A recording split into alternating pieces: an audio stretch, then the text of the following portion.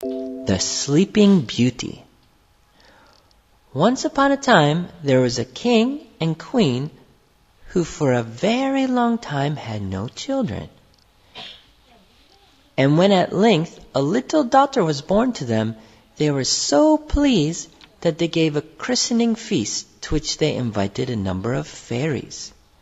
But, unfortunately, they left out one rather cross old fairy, and she was so angry that she said the princess should die when she reached the age of 16 by pricking her hand with a spindle.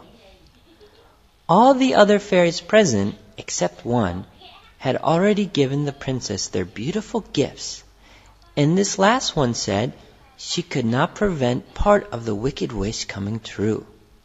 But her gift should be that the princess should not really die, but only fall into a deep sleep, which should last for 100 years. And at the end of that time, she should be awakened by a king's son. It all happened as the fairies had predicted. When the princess was 16 years old, she saw an old woman spinning and took the spindle from her to try this strange new work. Instantly she pricked her hand and fell into a deep sleep, as did everyone else in the palace.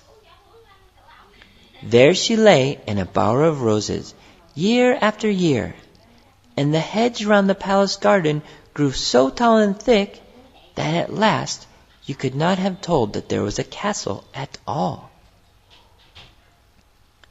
At the end of the 100 years, a king's son heard of the castle and the enchanted princess who lay asleep there, and determined to rescue her. So he cut his way through the thick prickly hedge, and at length he came to the princess. When he saw how lonely and how sweet she looked, he fell in love with her, and stooping, kissed her lips. At once she awoke, and with her the king and queen and all the courtiers, who had fallen asleep at the time. As the princess was as much taken with the prince's appearance as he was with hers, they decided to be married. And so the wedding was celebrated the same day with great pomp and ceremony.